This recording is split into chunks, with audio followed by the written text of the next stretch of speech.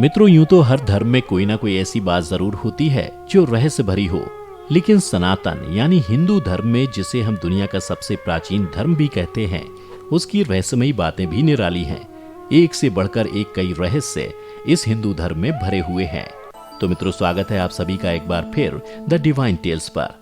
आज की इस वीडियो में हम हिंदू धर्म के उन 5 रहस्यों के बारे में जानने की कोशिश करेंगे जिन्हें विज्ञान भी नहीं सुलझा सका, यहां तक कि उनके बारे में शायद आपने भी नहीं सुना होगा। सबसे पहला रहस्य सोना बनाने से जुड़ा है। आपने बचपन में सुना होगा कि कई ऐसे साधु संत या महात्मा होते थे जो पारे से सोना बनाने की विधि जानते थे। हिंदू धर्म में तो कई ऐसे साधु संत भी हुए जो जल से अग्नि प्रकट कर देते थे या फिर खाली हाथ से सोना बना देते थे। इस रहस्य को सुनकर आपके मन में भी सवाल उठ रहा होगा कि अगर ऐसा है तो फिर सरकार यही विधि क्यों नहीं अपना लेती, और फिर सोना हमारे देश में सस्ता क्यों नहीं है। तो इन सवालों का जवाब जानने से पहले ये जान लीजिए कि सोना बनाना कोई इतना आसान काम नहीं है। गांधी जी के जमाने तक पारे से सोना बनाने की तकनीक भारत में थी। दिल्ली के बिड़ला मंदिर में लगा एक शिलालेख खुद इस बात की गवाही देता है कि तब पंजाब के रहने वाले कृष्णपाल शर्मा ने पारे से सोना बनाकर सबको हैरत में डाल दिया था। कहते हैं कृष्णपाल शर्मा ने एक साधु से यह विद्या सीखी थी जिसे हेमवती विद्या के नाम से भी जाना जाता है।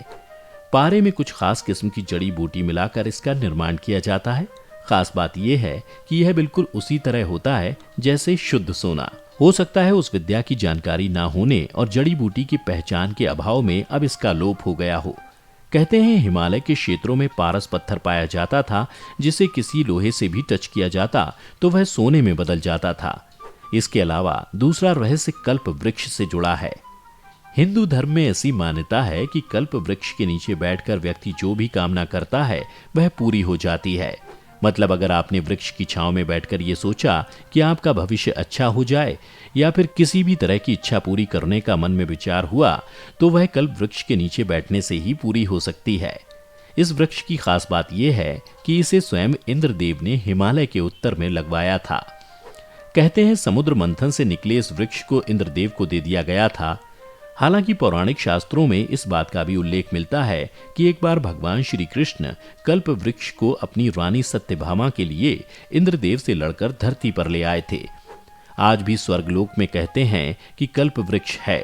आप अगर ये सोच रहे हैं कि धरती पर ये कहाँ है, तो इसके बारे में ऐसा कहा जा सकता है कि हिमालय के तराई क्षेत्र में ऐसे वृक्ष हो सकते हैं। हालांकि उन क्षेत्रों में जाना किसी के लिए भी खतरे से खाली नहीं है, इसलिए धरती पर इसे ढूंढना संभव नहीं है।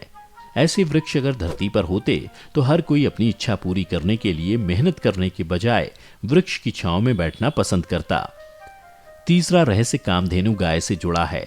पौराणिक ग्रंथों में इस बात का उल्लेख मिलता है कि कामधेनु गाय जिसके पास भी होती थी उसकी हर मनोकामना क्षण भर में पूरी हो जाती थी। परशुराम के पिता ऋषि जमदग्नि के पास एक ऐसी ही कामधेनु गाय थी जिसे सहस्रार्जुन ने उनसे छीन लिया था, पर परशुराम ने उससे युद्ध कर अपने पिता की गाय वापस ले ली। कहते हैं कामधेनु गाय की उत्पत्ति समुद्र मंथन से हुई थी। दैवी शक्ति से संपन्न इस गाय के दर्शन मात्र से ही लोगों के दुख दर्द दूर हो जाते थे। ऋषि मुनियों के समय कामधेनु गाय का दर्शन भी सौभाग्यशाली मनुष्य ही कर पाते थे।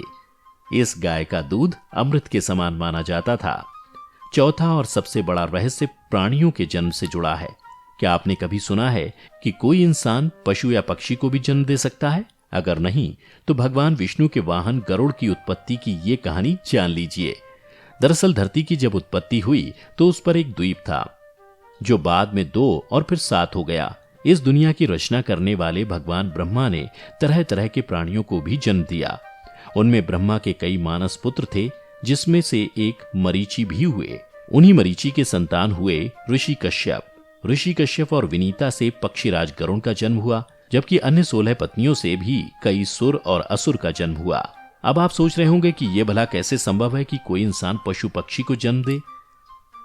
तो यह संभव हुआ है और विज्ञान भी अब तक इस बात का पता नहीं लगा पाया है। 5वां रहस्य पारस मणि से जुड़ा है। मणि के बारे में तो आपने सुना ही होगा कि उसकी चमक के आगे दुनिया का हर रत्न फीका दिखता है। अक्सर सांपों के पास मणि होती है। प्राचीन काल में लोग सांप के मुख से मणि निकालने की नाकाम कोशिश भी करते थे।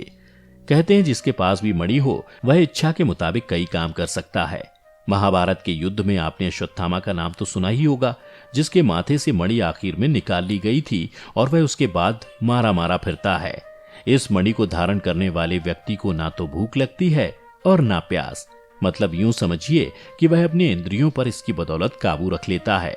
तो दोस्तों, ये 5 ऐसे रहस्य हैं जिन्हें काफी कम लोग ही जानते हैं। अगर आप इन रहस्यों को नहीं जानते या फिर आपको ये जानकारी रोचक लगी हो तो हमें कमेंट करके जरूर बताएं।